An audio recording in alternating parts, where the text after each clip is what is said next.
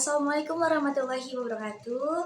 Halo teman-teman, perkenalkan, saya Vika Lena Rifati. Saya dari Prodi Pendidikan Fisika semester 6 Universitas Islam Negeri Datinita Lampung. Nah, pada saat ini kita akan belajar tentang sesuatu yang mungkin dianggap sepele atau mungkin dianggap cuma seperti itu, tapi sebenarnya itu adalah hal yang nyata yang terjadi di kehidupan kita masing-masing. Kita pada pembelajaran ini tuh pembelajaran yang mungkin orang bilang hanya sebagai pembelajaran yang di luar logika atau di luar masuk akal, tapi itu memang benar-benar ada di kehidupan kita dan itu benar-benar ada pembelajarannya. Nah, pembelajaran ini adalah random walk atau gerak acak. Dari namanya sendiri gerak acak. Random walk, random artinya acak, walk itu artinya gerakan atau perjalanan. Itu sebuah objek langkah acak yang berturut-turut, yang matematis dinyatakan secara probabilistik yang hanya bisa diselesaikan oleh random walk. Contohnya dalam kehidupan sehari-hari, contoh di bidang ekonomi nih ya. Contoh di bidang ekonomi yaitu tentang naik turunnya harga saham. Naik turunnya itu tadi seperti yang Ibu Happy jelaskan, yaitu kripto. Teman-teman main kripto nggak sih? Nah, kripto itu kayak kita nggak bisa memperkirakan dia itu naiknya berapa, turunnya berapa, itu naiknya kapan, dan bagaimana cara dia naik dan bagaimana dia turun karena apa gitu, kita tidak bisa memperkirakannya seperti itu. Oleh karenanya random walk ini sendiri walaupun kita tidak bisa memperkirakan, kita bisa memperhitungkan.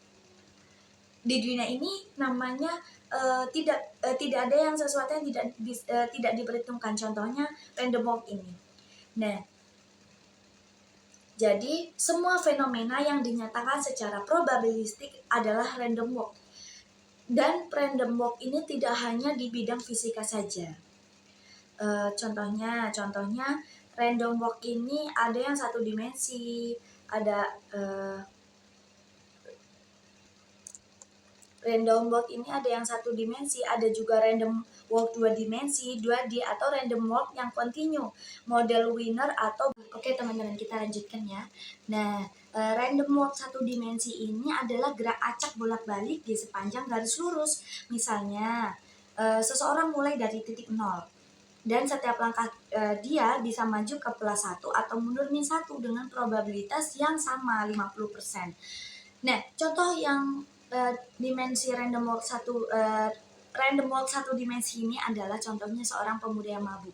Pemuda yang mabuk ini kita akan melihat biasanya dia jalan maju mundur yang kita nggak tentu kan. Nah, itu tidak tentu tapi bisa diperhitungkan probabilitasnya seperti itu teman-teman. Nah, adapun adapun rumus random walk 1D, random walk 2D, dan random walk continue adalah sebagai berikut.